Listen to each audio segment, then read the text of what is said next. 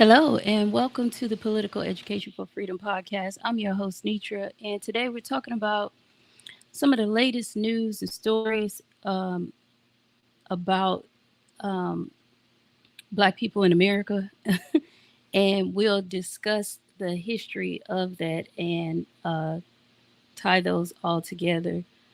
Um, we'll also talk about some comments made by Sam Harris. I watched a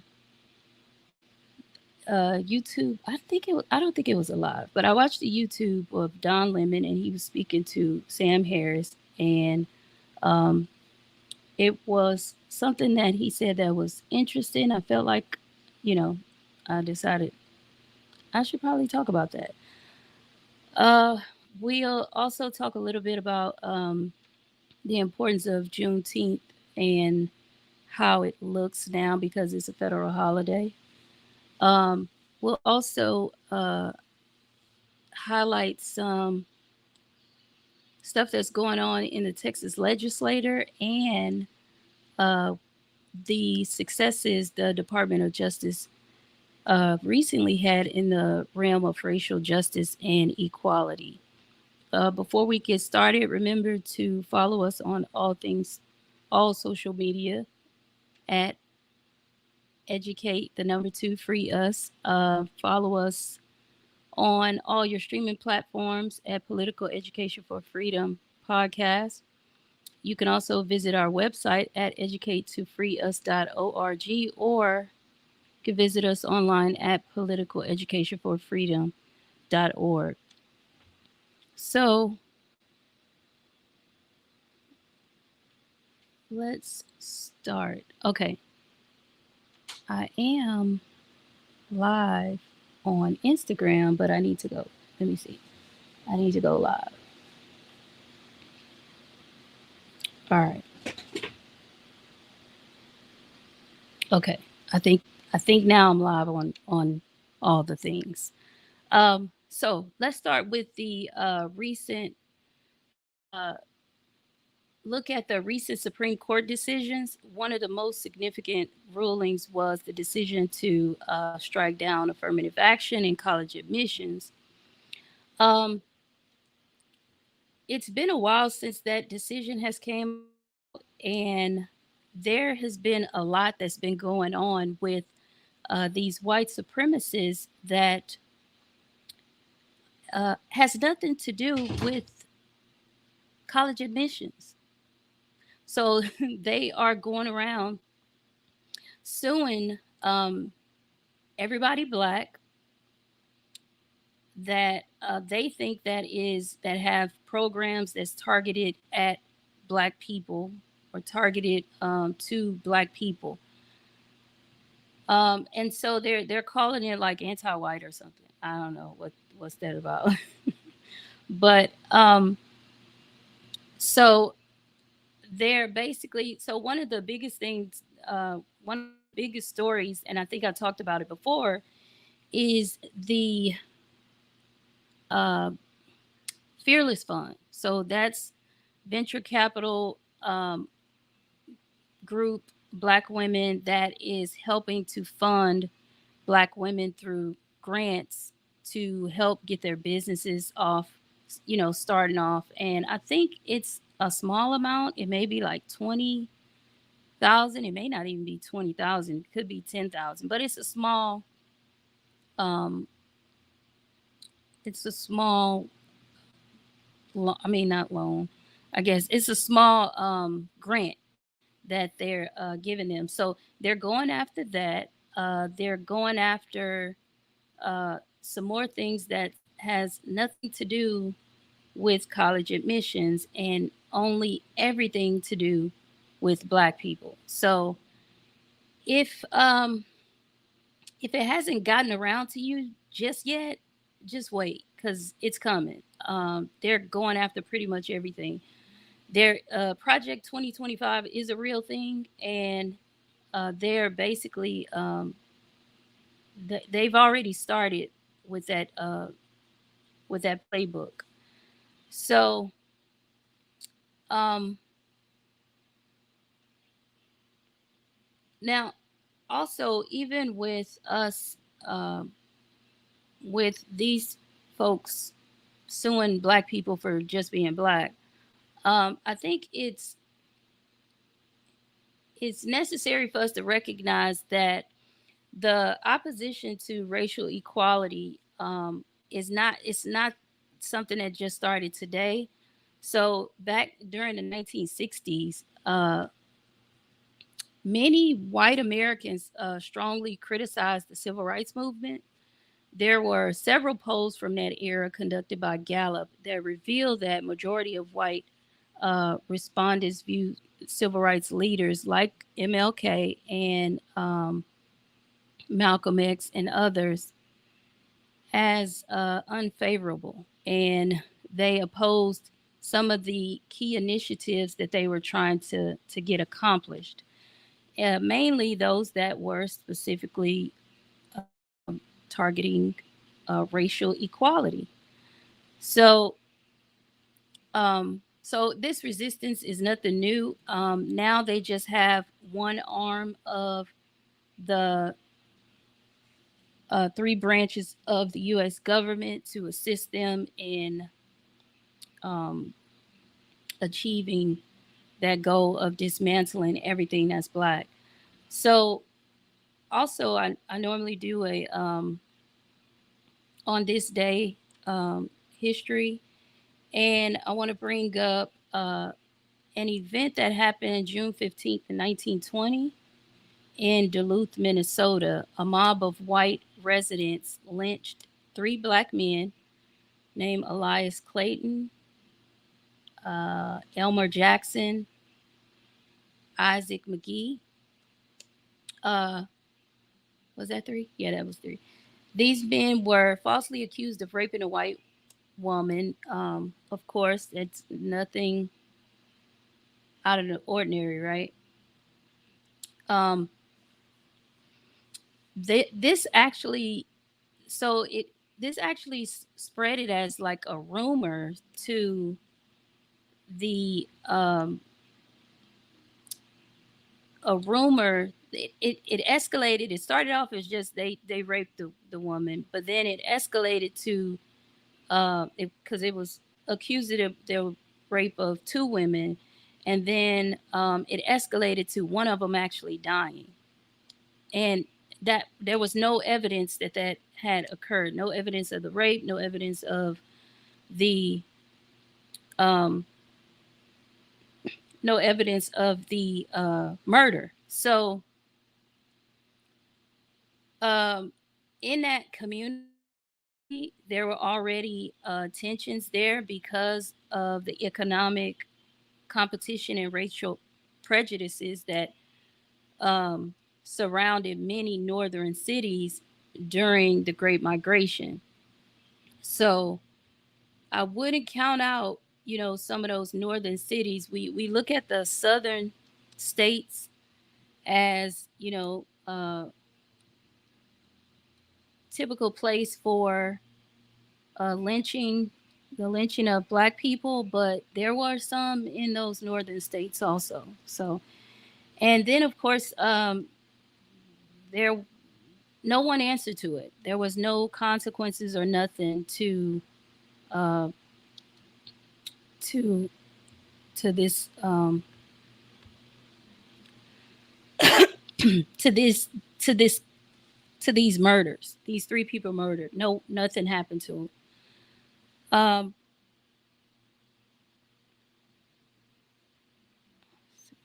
Okay, okay, there we go. Now, next thing I want to talk about is a serious piece of legislation that was passed in June in this month in the Texas legislature. So, okay, this is a little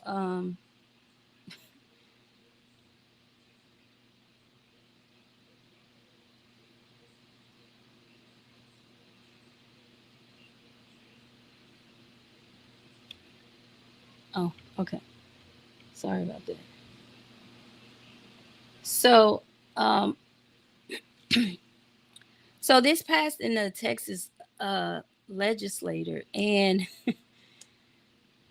it expanded the law, expanded the penal code's definition of sexual conduct to restrict performances deemed inappropriate for children. Now, the bill doesn't say drag shows, but its language about accessories or prosthetics, um, that so accessories or prosthetics that exaggerate male or female sexual characteristics, and performances with sexual gesticulations. These people are weird. Makes it clear that they're targeting uh,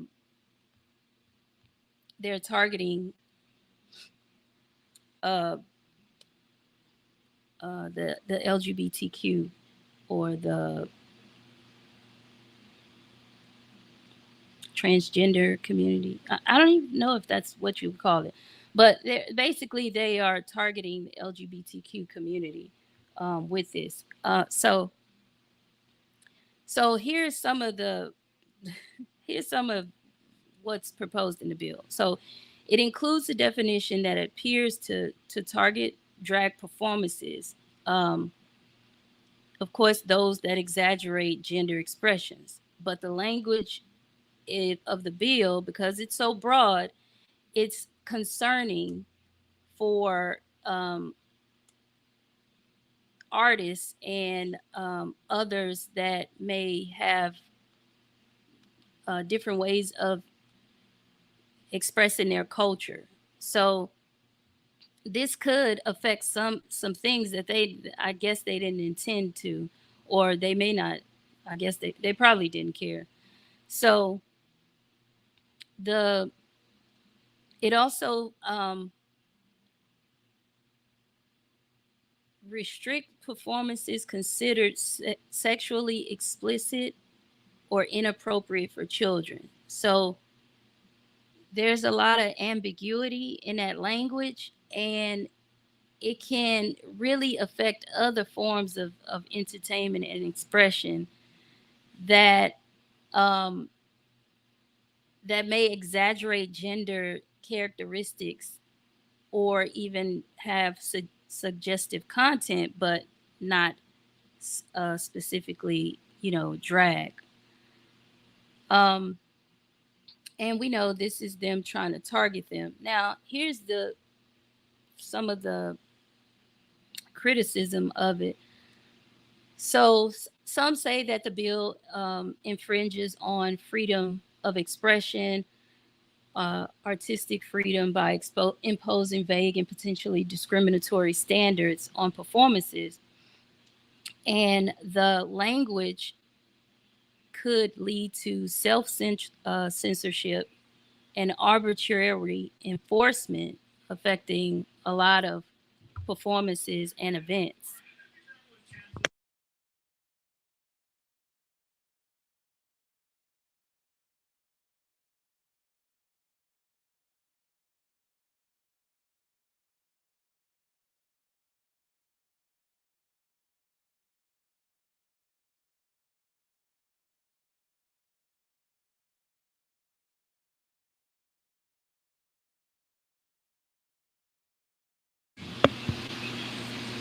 Okay, so okay, finish that up. um, so this could they're going after drag shows or drag performances, but I really think that it's gonna kind of backfire against them for some in some other ways. So I don't know how they are. I'm not sure what the I don't know what they trying to do with this. Like they were screaming about this whole drag story time thing, or whatever, and which um, there's nothing that's actually going on at those drag story times. These are just people reading books to kids. So it's not like they're teaching them how to dress up in drag or something. Like I don't even know. Like what is these are just people reading to kids. Like so you just don't want anybody to read to your kids. I mean, okay. Um, so I'm assuming that that's what this is for because of that whole drag story time. They made that it's like these people are making they are creating laws that are really cultural issues, and instead of them just making laws about the safety and the protection of all people, unfortunately they are just whatever the trend is, they're going into the lab and cooking up a weird ass law against it. Um, so I don't know it, and it's whatever they feel like. It's not necessarily means that they are they're doing it in the best interest of uh, the people. So we know that's not what it is. So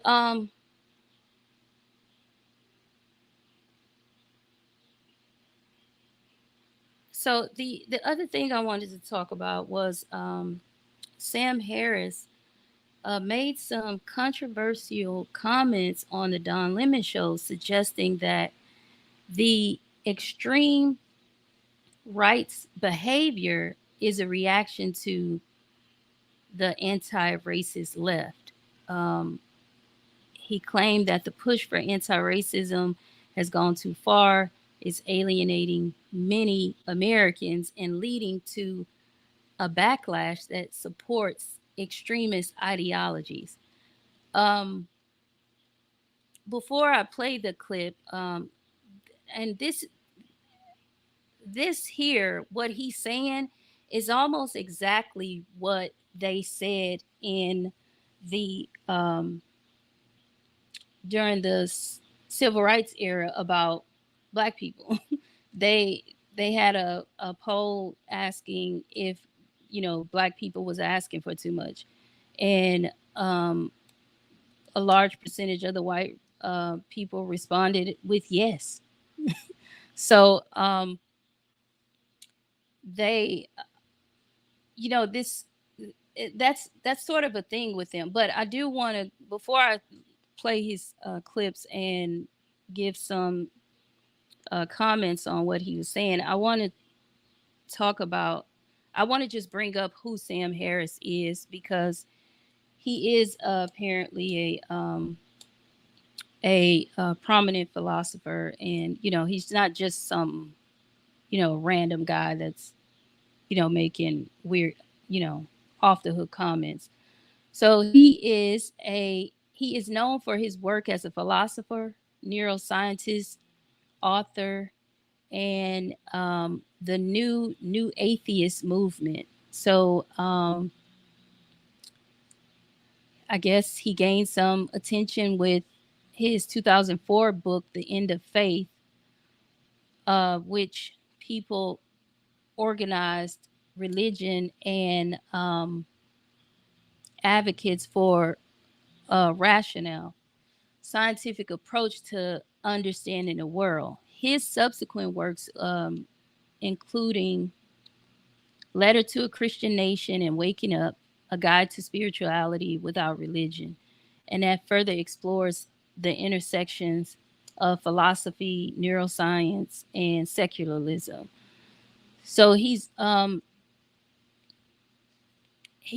associated with this new atheist movement, which they call for a more vocal and uncompromising critique of religion and its role in society. Along with other figures like Richard Dawkins, Daniel Dennett Harris. I'm sorry. Christopher Hitchens, advocates for a secular worldview from religious dogma, saying that faith-based beliefs can lead to societal harm and hinder scientific progress. His works challenge the notion that morality and meaning are inherently tied to religion, suggesting instead that ethical frameworks can and should be grounded in reasoning and empirical understanding. So, uh, he in addition to his critiques of um, religion, he frequently talks about political and social issues. And he critiqued what he perceives as the excess of the political left in the context of identity politics, social justice movements. Um, he says that certain progressive approaches can sometimes undermine free speech, promote ideological conformity, and lead to unintended consequences, such as polarization and social division. So, um, let me play the clip that um, was said on Don Lemon.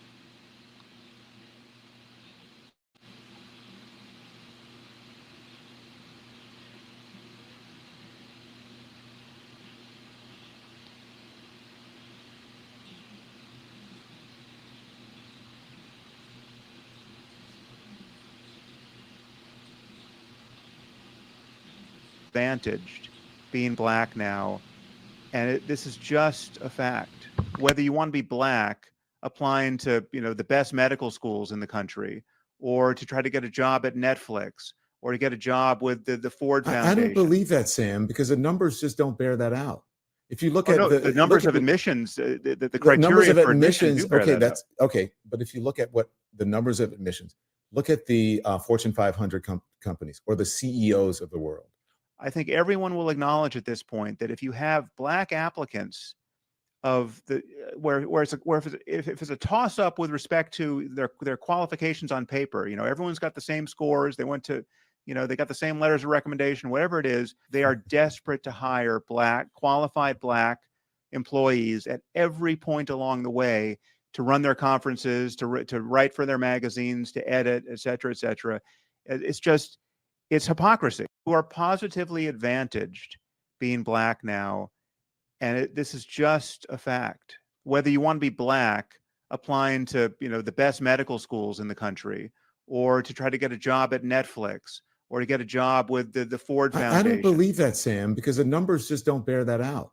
If you look at the numbers of admissions, the criteria numbers of for admissions, okay, that's out. okay. But if you look at what the numbers of admissions, look at the Fortune 500 companies or the CEOs of the world.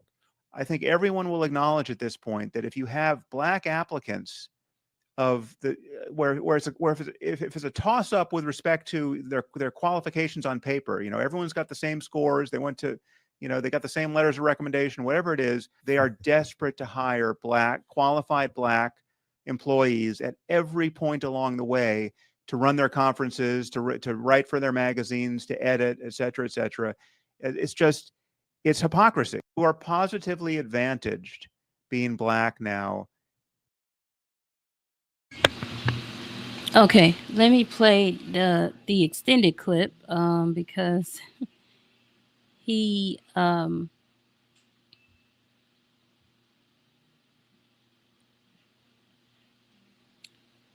he also named some folks that he, I guess, believe were he gave some specific names about who he thinks the people is that we should be upset with when the political right goes crazy. When the political right does a January 6th, it's some other folks that we should be upset with, and it's kind of wild. Give me a second. Let me share screen. Now earlier it wasn't working. It was like buffering. So let me see.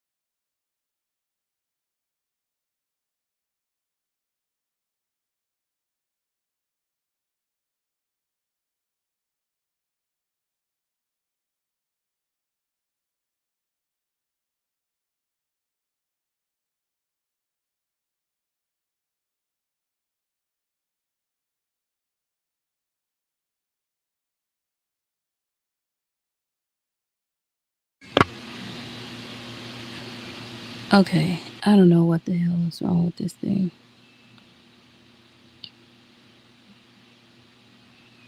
Let's see if we do that.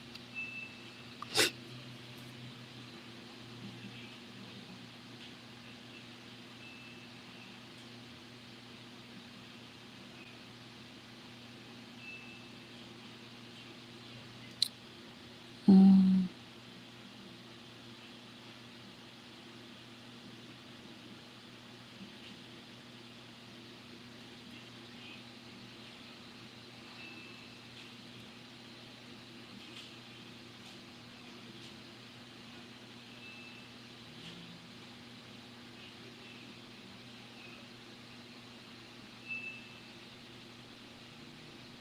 okay, let me try this.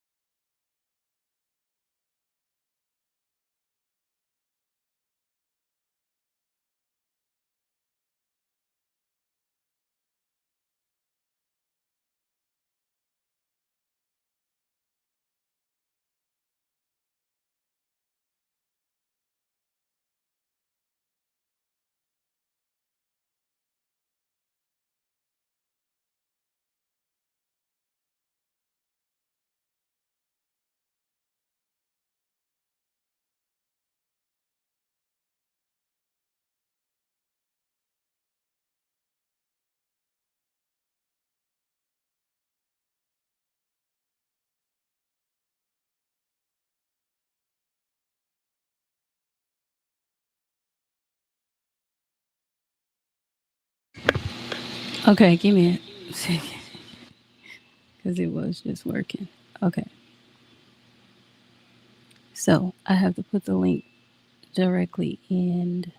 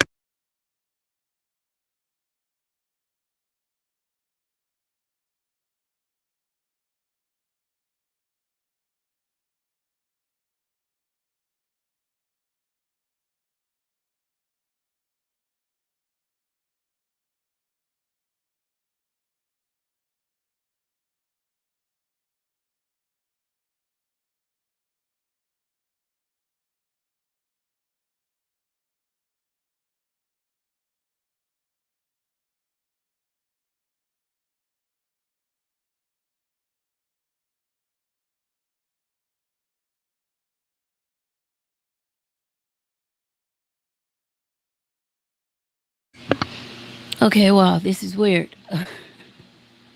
This was just working.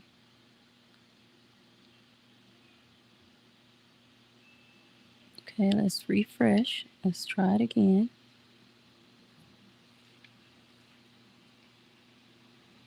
I really want to play these comments. I mean, obviously, right?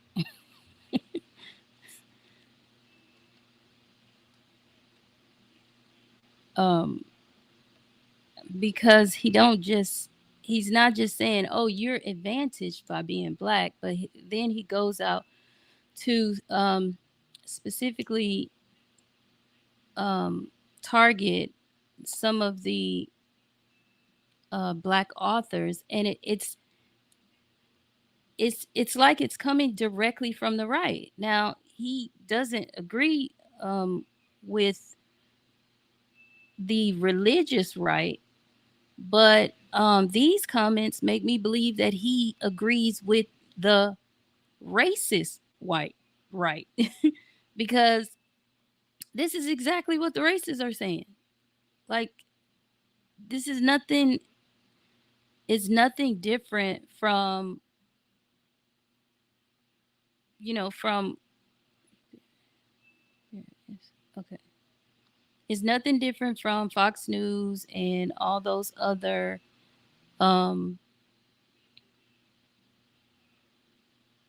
all those other uh right media. It just it falls right there with all the rest of them. Like he doesn't. Okay, so it's working now. Let me see.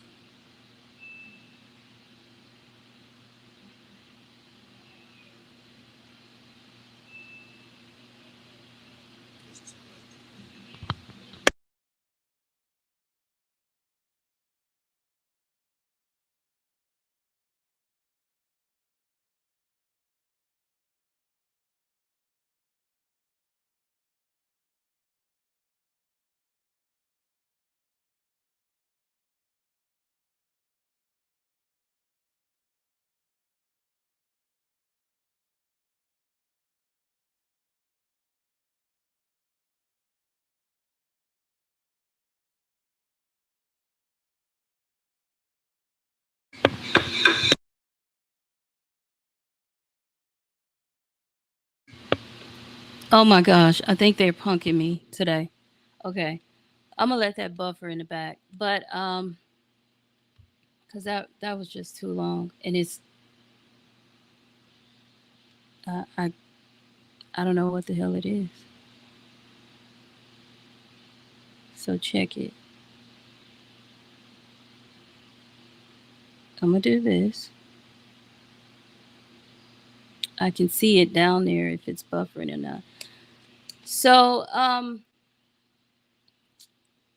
this so okay. So the first thing is that his comments are their own par, or that I agree with his comments about religion, because they religion has always been used as a tool to oppress people and to lead people. I don't know if I guess there's a negative side to it, and there's some positive sides to it. I guess I could say it's been used to lead people, lead them which where. Now that's one can question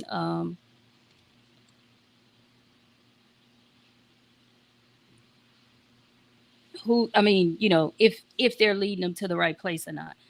But to say that some to say that giving or bringing awareness to an issue within a race that is, and when I say a race, I'm meaning the white race, they have a problem that is not just that has an effect on everybody, especially black people. But they have a problem. Telling someone that they are going too hard by telling them that they have a problem and they need to fix it, that's that's going too far. Not to mention it's race, it's not religion. I choose my religion. I don't choose my race. Like that's something that you just can't take away. And I'm the one that's being persecuted for my race. So me the looking at what I'm witnessing and what I'm going through, what I'm actually feeling, is somehow make it's my fault that people respond by trying to tear down the fucking Capitol. Like, to me, that's just crazy, because who actually, that doesn't say that there's a problem with me. That says that there's a problem with the person that I'm trying to reach, and that their problem isn't just it doesn't just stop at my words, because now they are doing, they're actually displaying it with actions. So um it's almost like saying, you're egging them on, you're pouring gasoline on a fire. I think that's one of the things he actually said in that clip. But um to tell me that I'm pouring gasoline on a fire, I'm the one on fire. Like, it doesn't track. Like, and that is something that I've noticed, and I'm noticing a lot, even more, that white men are they're doing. They're coming out, even, yeah, they could be, white intellectuals, or they could be um I mean, he brought up the word woke. Like, to me, that's like woke. Like, we didn't ask them to start going around talking about woke. Like, we been saying that shit. We already knew about it, and we knew what it meant. And half the time, we didn't have to go screaming it out to the world. Hey, you better stay woke. Hey, you better stay woke. This our new word, woke. That's not what we was doing. They saw some of us using that term, and then they just, flipped it and said, you know what, we're gonna use this to, you know, to fuck up their little movement or whatever. Actually, I don't even know if anybody used that term. It may not have been the case. I mean, it could have been somebody white used it because they heard somebody black use it. I'm just saying, like, I don't remember black people announcing wokeness as a real thing. It's something that's always existed throughout all of I mean, throughout all times. This is not nothing new, but they changed, they co-opted it and changed it and made it into something else. And now he's saying the woke movement is causing the right to be as extreme as they are. Well, the right was already extreme. Do you know who these people descend from?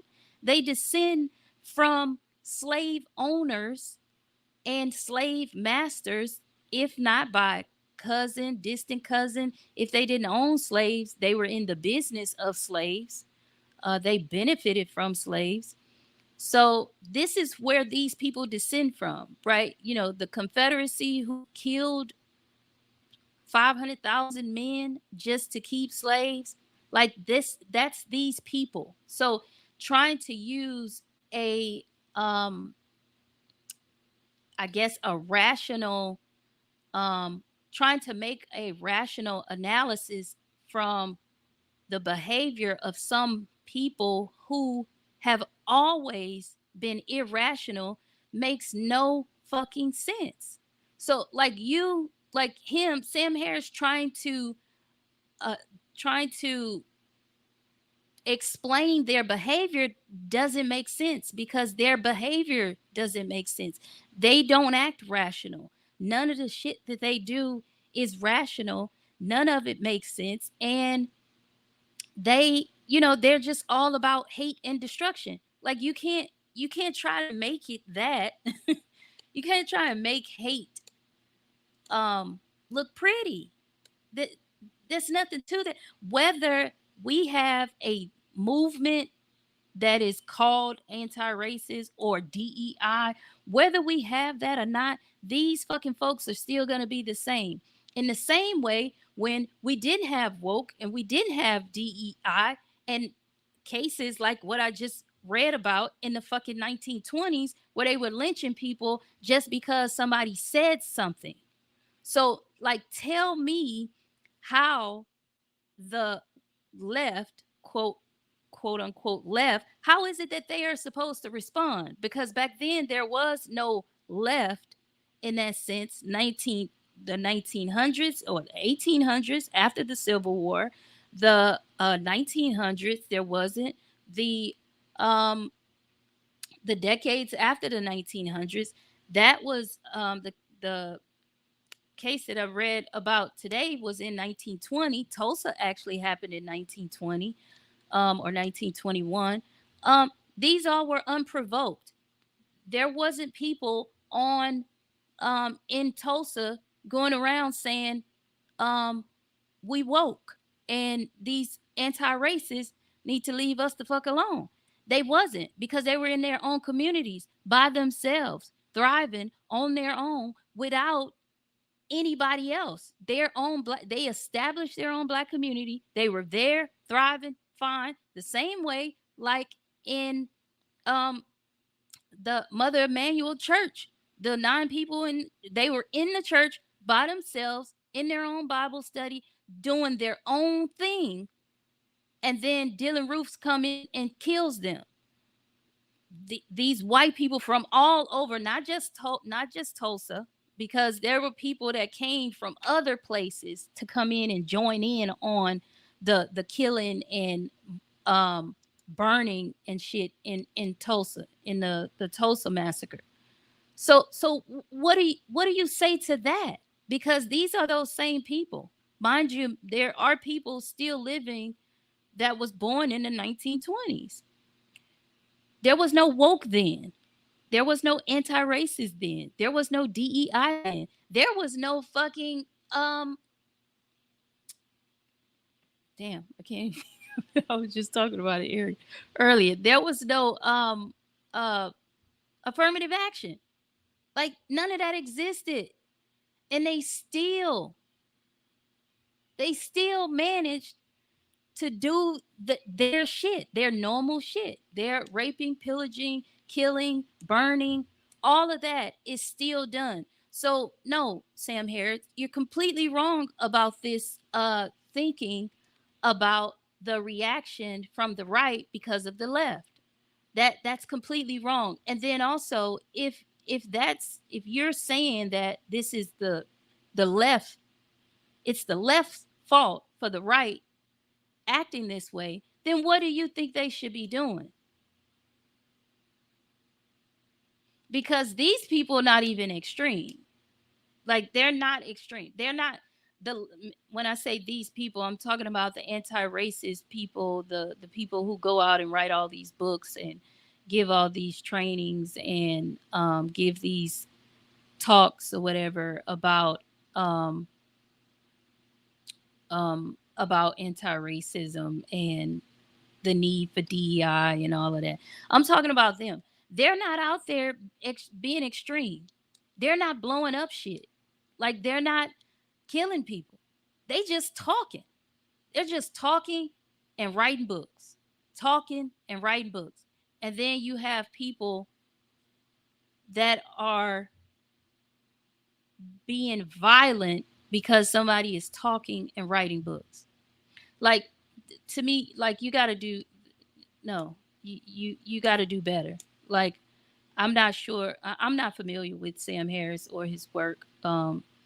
Everything that I just talked about with Sam Harris, I researched it on him, so I'm not familiar. There may be some people that are familiar with him and his work, and it may be some good work. Like I said, some of his comments on religion, it's you know they're fine with me. I actually agree with most of them. But you can't critique religion the same way you critique racism. You have to find a totally different approach.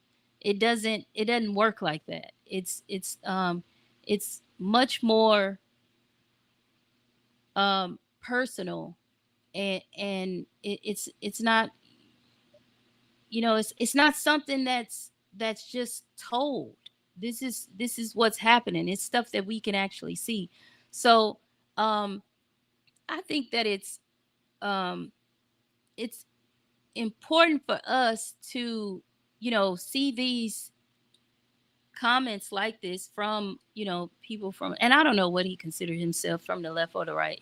His comments could be perfect because he may be on the right, I'm not sure, or he may consider himself neutral, um which to me that uh sounds right. That sounds the same to me. um so yeah, I mean, yeah, I'm just I for him to be a an intellectual with the knowledge, and maybe he don't have the knowledge about race. He should have had a better explanation for the behavior of the right, because it has nothing to do with the left. Whether the left did anything or did whether the left did something or nothing, the right would still be acting in the way that they're acting. Um,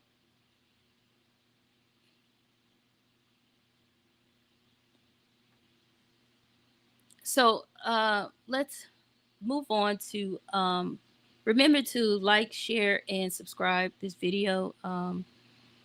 Follow us at Educate to Free Us. Sign up for our newsletter on educatetofreeus.org or politicaleducationforfreedom.org. Um, so as Juneteenth is approaching, it's important to now think about it now that it's a federal holiday. Um, I felt it was necessary, or something that should be, I should, talk about. Of course, we know it's the day when enslaved people in Texas learned of the emancipation, um, le- learned of their emancipation after the Emancipation Proclamation was signed. Um, there's some people feel that it's a mockery of the, I guess, the celebration or the reflection of it. I'm different because I'm from Texas. It's not like I don't see. So now that it is a holiday, um,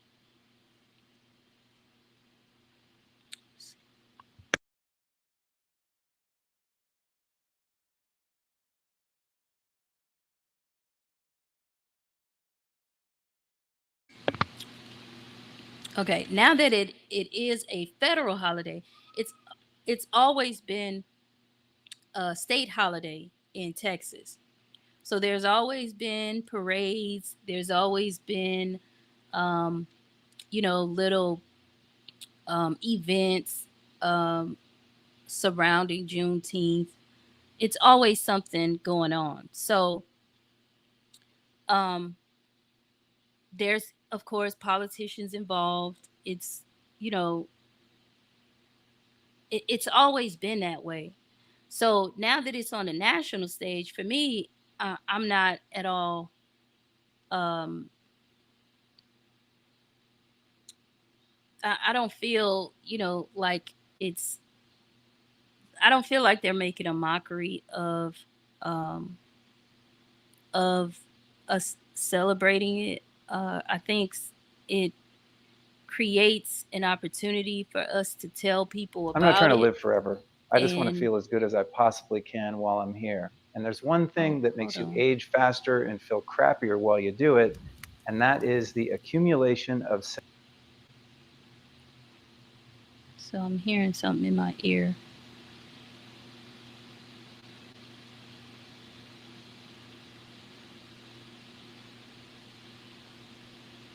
Okay. So to me, I think it's an opportunity for people to just learn about it and just open up conversations about the significance it is to us and to other people. um my family has, there is a, it's personal for me because my family have some history um with that day, and we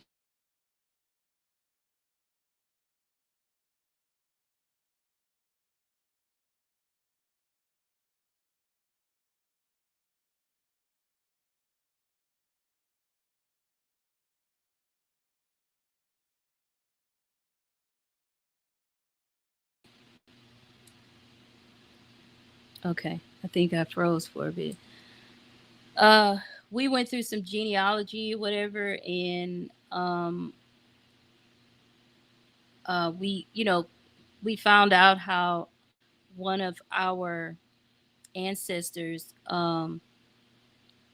was able to find um, their family because of the because of Juneteenth. Um, he was actually able to leave. Well, went. So he escaped from the Confederacy and joined the Union. And when joining the Union, he was able to go to Texas to find um, the rest of our family, or the rest of his family that he was, basically split away from.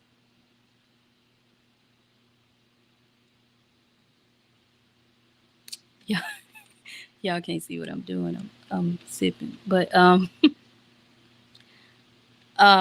so it's personal for me. And then if you are a native of Texas, it's not something that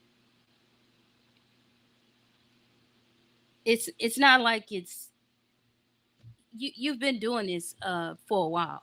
So on a national level, we see it already on the local level. I wouldn't feel no way. I mean, they do the same thing with MLK. I mean, we celebrate MLK Day, and they killed him. I mean, and then they killed him, and then they parade around like they was all for Dr. King and all of this shit, and we know that's not true. So um, I wouldn't feel no way. Let them do what they do. Anything that is, so by it becoming a federal holiday, it's already political. So I wouldn't even try to. figure out if there's something sincere about any one um, in the political era, in the political area, making any, you know, comments or doing anything special or whatever. I wouldn't judge that. I mean, because it's a holiday, it's political. Like you can't get a holiday without some type of political pressure. It's politics. So, I mean, it kind of once it starts to at that point, and it started in Texas, so it was political in Texas. So yeah, it's. I mean, I don't. I think people should, um, you know, take it for what it is. You got another federal holiday, uh, so paid holiday, and I would just enjoy it for what it is. Ask some questions, read some books. Um, there's one book I wanted to suggest. Where is, oh, yeah, if you haven't read this, read Gerald Horne's The Counter Revolution of 1836. He details a lot in about Juneteenth. He actually connects to Juneteenth. I believe it's Juneteenth 1865, and I think there's a 1867 or 68. Um, so he kind of ties those together, and um, he makes a brilliant gives a brilliant explanation of how we got there to the Juneteenth and the conditions that were faced during that time. A lot of people think that everybody was free, but that's not the case. Um, but we know that after that, that's when they started with all the tricks and doing all different types of things to try and keep us in bondage. But it's slavery by another name, if one could call it. So um,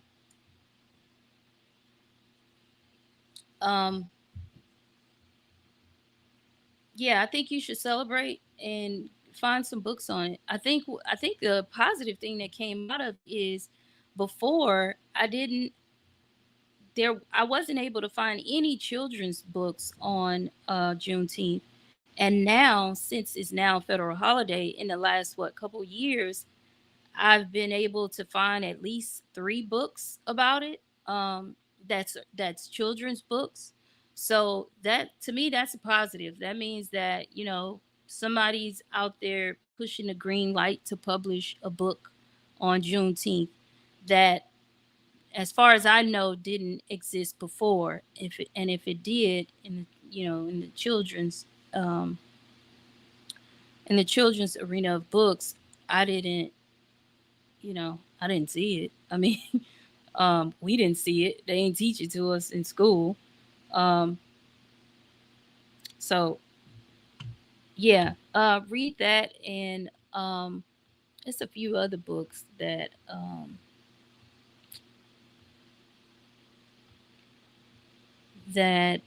uh, that I can suggest, but I don't have them. I had them, but um, I don't know what happened. I had some technical difficulties. Forgive me.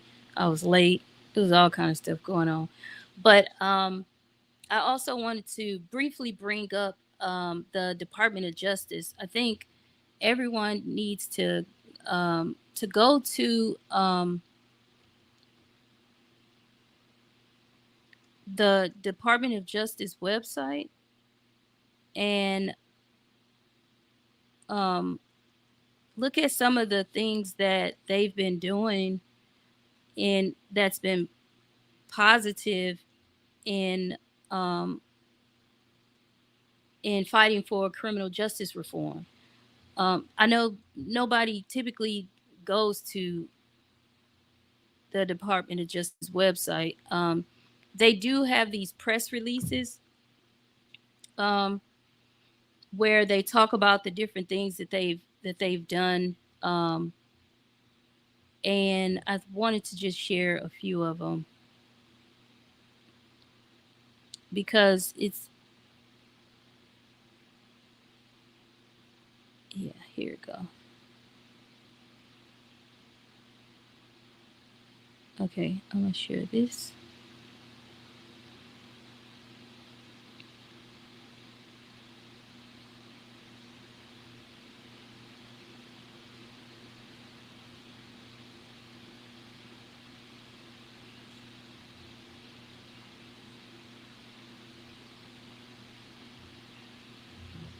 Okay, and this is at justice.gov.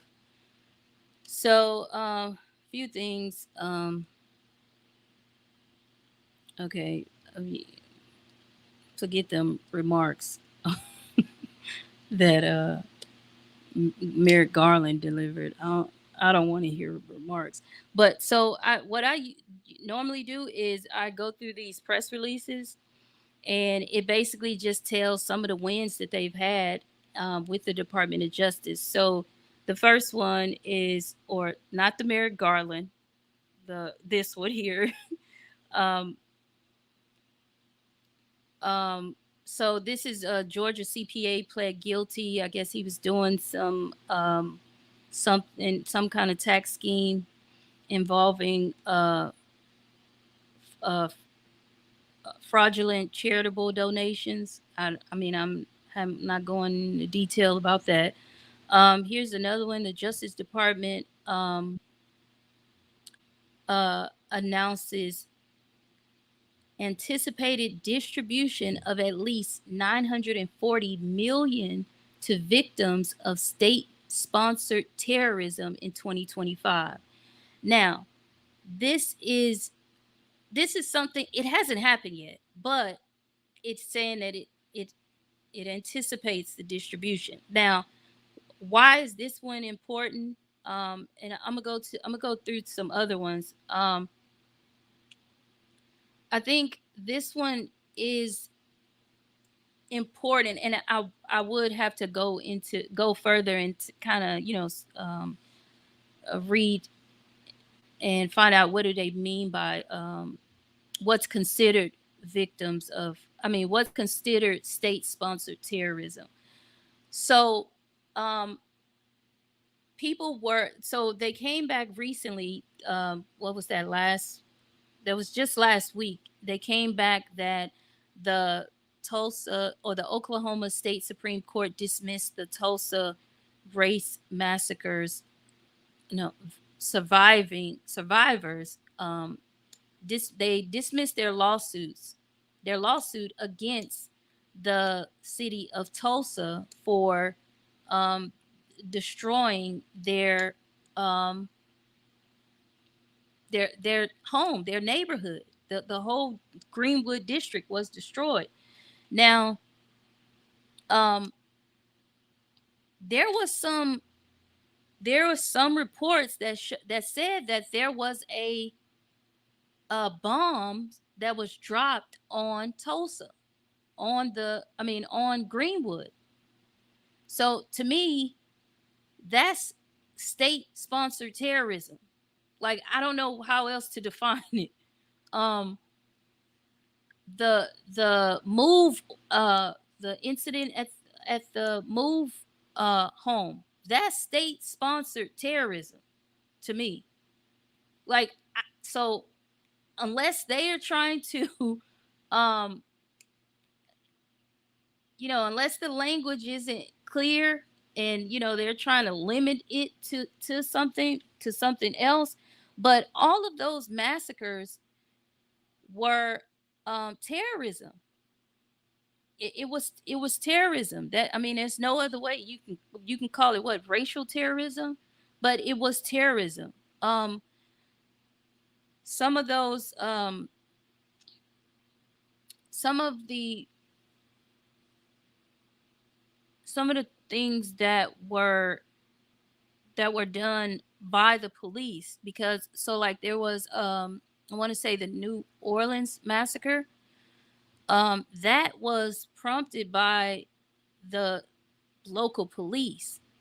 um and there were, of course, there were countless numbers of massacres where the police, the fire department, the courts, everybody was involved. um to me, that's state sponsored. Like if you call the mayor, and the mayor says, and the mayor calls in, the National Guard, or I mean the governor, and the governor calls in the National Guard, um and asks the National Guard to drop a bomb on the city or some shit, or shit, just come in and just clear it out, and kill everybody. I would say that's state sponsored terrorism. But of course they can, word it.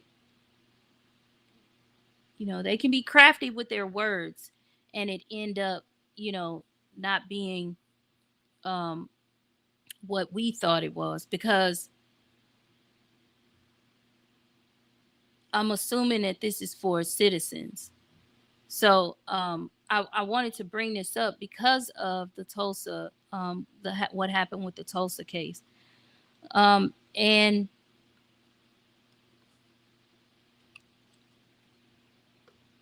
a lot of people are saying, don't expect them to do nothing. I mean, don't expect the state to do nothing. And then a lot of people have been saying, well, what is the Department of Justice doing? They should be stepping in and doing something. So maybe they are. Let's see.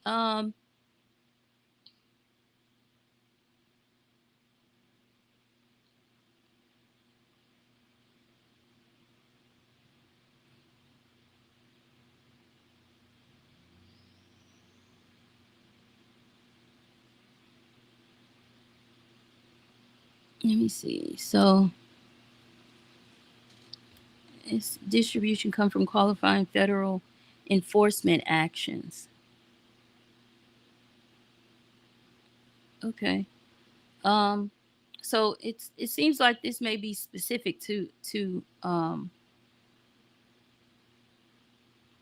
it may be specific to a certain event, which is fine. That then, if they're able to do this, then I think it should be expanded. Like I'm just, to me, like there's a lot of ways you can um define state sponsored terrorism. Like I know a lot of ways that I could tell you a lot of ways. Like you can't just, you can't just you can't limit it. And if they are limiting it, then that means that we haven't tried to go as far as having some of those massacres um either be a part of this, or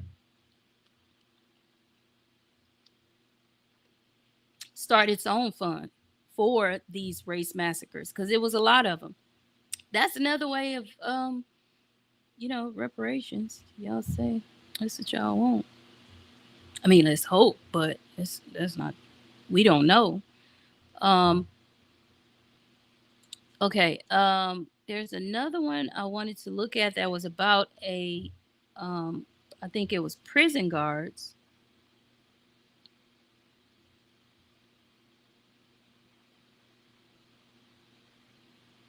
Okay. Wow. This is crazy. 3 defendants plead guilty to a civil rights conspiracy targeting pregnancy resource centers. 3 Florida residents pleaded guilty to conspiring to injure, oppress, threaten, or intimidate employees of pregnancy resource centers. Oh my gosh. What is wrong with people? See, now Sam Harris would say it's the pregnant women's fault. Like what? Like what the hell is wrong with you, sir? Let's see. Okay. I saw that the other day about the Phoenix department, um their investigation, what their investigation uncovered. um there's something else I wanted to show.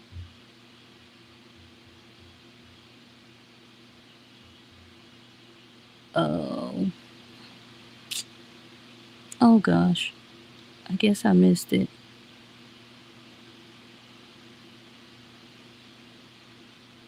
It was it a press release? Okay, I might have missed it. Let me unshare this. Let me stop sharing.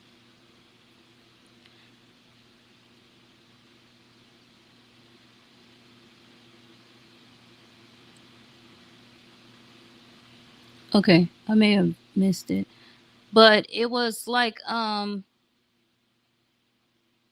there was, gosh, was it Michigan? No, it wasn't Michigan. It could have been like Kentucky or something like that. Kentucky or Tennessee, one of those. I can't remember for sure.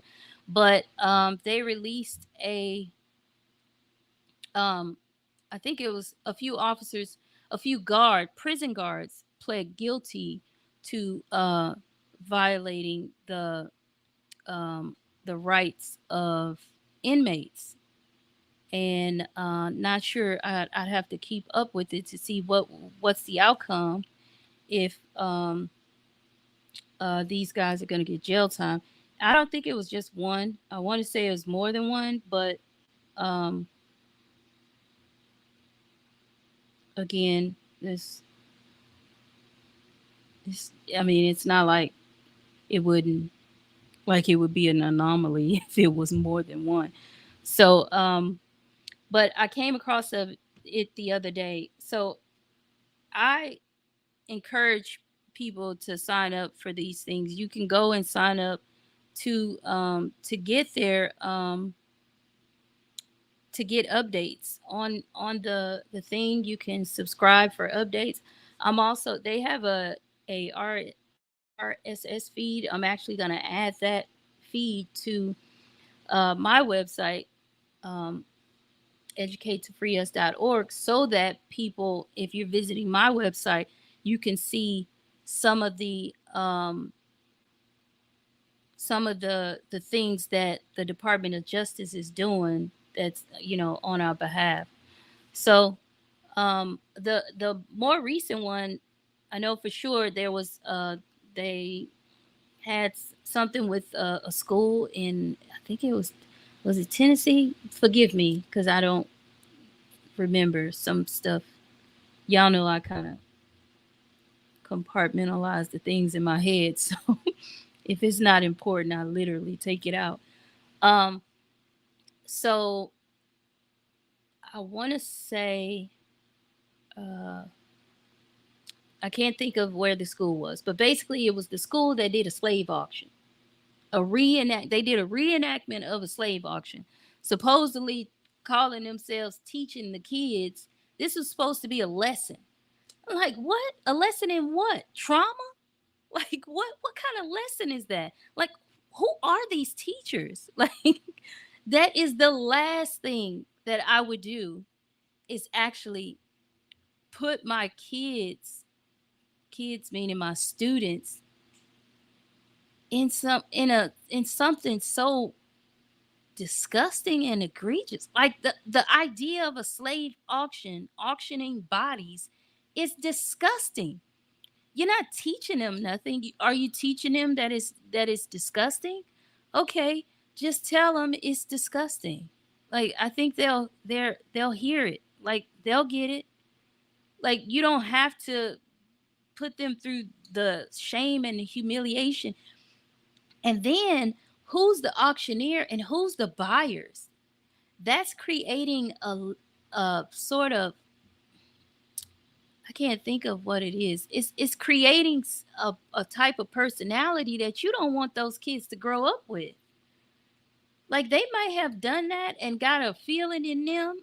It might have released some fucking serotonin and some shit, and they were just like, oh shit. Like, now it's your fault that these kids then got into the trafficking of people. Like, that's dumb. That's, oh my gosh. I cannot. When I read the story, I was like, oh my god. Like, I was like, oh my god, who did this? Like, who the fuck did this? This couldn't have been they was, I don't know, maybe they was being lazy. Nothing could have been fun for this. Even, oh gosh, as the kids, imagine them growing up and they got to think about like, damn,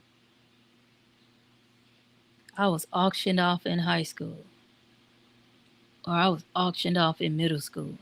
Like, gosh. But anyway, so the Department of Justice, um, I guess, settled with them and came to an agreement about how they're going to change their pattern and practices for that district, so that they won't be doing that shit no more. Let's hope that's the case. I know that police departments are put under consent decrees, but I wonder, what do they do for the school districts? I don't. I'm not sure if they put them under consent decrees. I know on the state level they put them on like conservatorship type things. It's kind of like probation, where they give you a conservator. I think I talked about that in a previous episode that is released. It's about HISD HISD board members. So you can go and check that out and hear about the whole conservatorship thing with HISD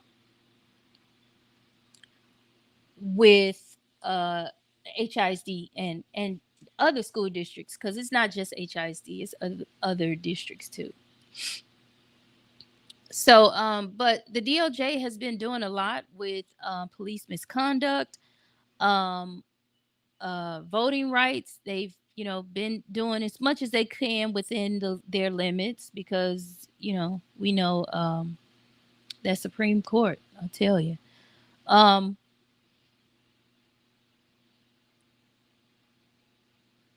So when you hear people talk about criminal justice reform and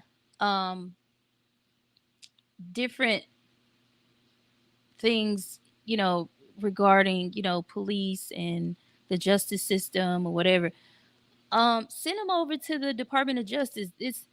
This is one wing of the government that we know is doing a little bit or as much as they can. There's other parts of the government that's not doing anything, and they don't plan to do nothing. By the way, they have no plans. So we can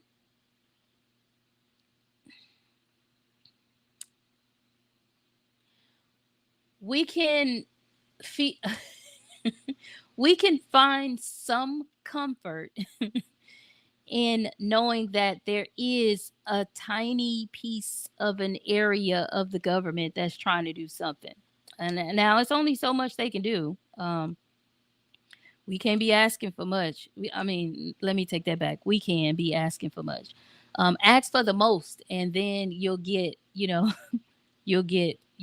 whatever, possibly the least. But hell, if you ask for the least, you might not get nothing. So, I think, let's see, is there one more thing I wanted to talk about? I don't think so. I'm going to. Ooh. I wanted this to be a quick episode too. So the next episode I'll be releasing, I've already recorded it, but I'm going to be releasing it. It's going to be about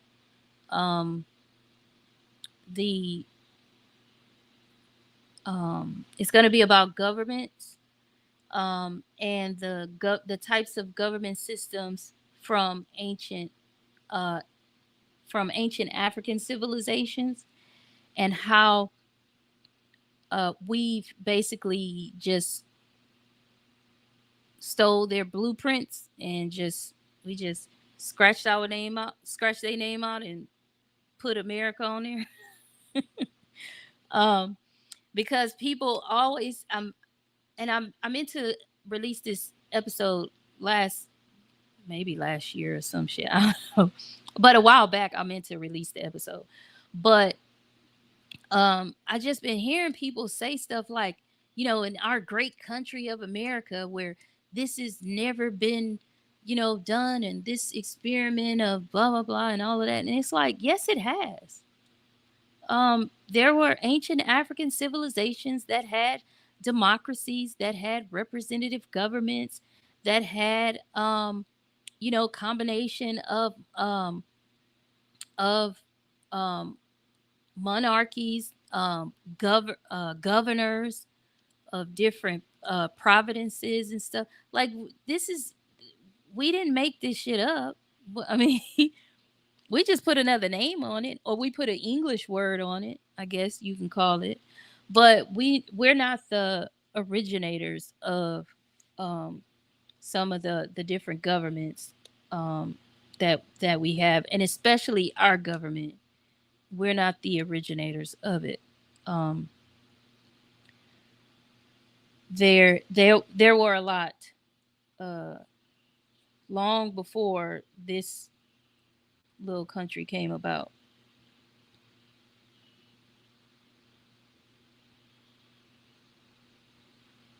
Okay, so I did not want to talk about Hunter Biden. Um, um, I mean, this is my reaction.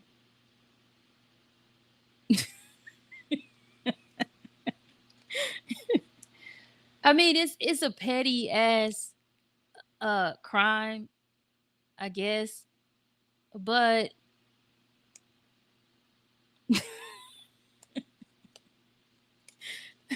it's, I don't know how he's found guilty of it. I don't know what he was doing, but apparently he wrote a book, and inside the book he, I guess, told on himself. Seemed like he did a little bit of Bill Cosby. Um, not in that sense, but Bill Cosby basically told on himself. That's why he was prosecuted for it. But yeah, if he hadn't wrote a book, I guess they would have never found out. Like, because they're saying that he lied on the form because he was a crackhead, and he didn't put that he was a crackhead.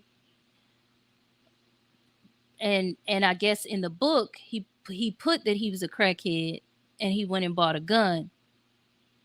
And apparently, see, I don't know, because now people saying, now this is what people trying to say. Okay, they're trying to say, well, if you're an addict, you're a lifelong addict. So if anybody says, if you're an addict, your answer is always yes. But I don't want to take that approach to it in his defense, because they're saying this in his defense. So I don't want to take that approach in his defense. In his defense, I want to talk about the crackheads who have full-time jobs at work, do they work. When they at work, they ain't crackheads. When they go home, they crackheads. But they can actually, they're functioning crackheads. They can go to work, they can do their job, perform their job. It's not like they do it bad. They're, pretty stellar at what they do, because nobody's realized they're a crackhead, right? So, and they haven't, it hasn't gotten to a point where, it's taken over their day-to-day life. So they can be on crack and be a nurse. That probably made people be like, what? No, yeah, they can be on crack and be a doctor. Like, this is real. Okay, this is real life. Okay, so when Hunter Biden filled out the form, he may have been in his professional capacity, and therefore he was not a crackhead. And then when he went to smoke the crack, then now he's now the crackhead. Okay, I'm only the crackhead when I'm smoking the crack. I'm not a crackhead when I'm not smoking the crack. I'm only a weed head when I'm smoking the weed. I'm not a weed head when I'm not smoking the weed. I mean, you see, you get the parallels there. I mean, they're kind of the same to me. So I don't know. take him in through trial and shit and put him on trial and everything because he was a former crackhead, or I don't even know, because I'm telling you honestly, I did not watch that trial, but I do know what, you know, I know the surface stuff, what was happening. He basically filled out a form and said no, he wasn't using drugs or a drug user. He didn't. He told them he wasn't a crackhead, and they said, and he was able to buy a gun, and they said he was a crackhead because he wrote it in his book, and that's how they was able to convict him. So, maybe his defense team should have taken, you know, my advice. I'm only a crackhead when I'm smoking crack. That's what I would say if I was him.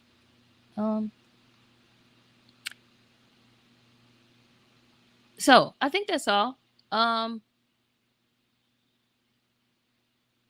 Yeah, I think that's all. I didn't want to talk about Hunter Biden, but I did. So thank you for joining me on this episode of Political Education for Freedom podcast. We covered a lot, the latest news and how they connect to us.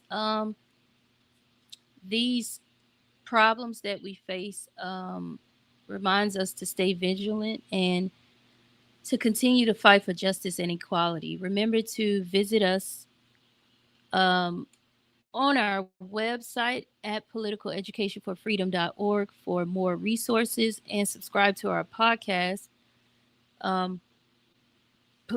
Political Education for Freedom, on all streaming platforms.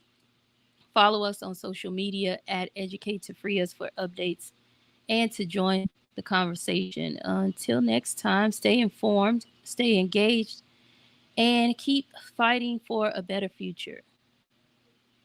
We out.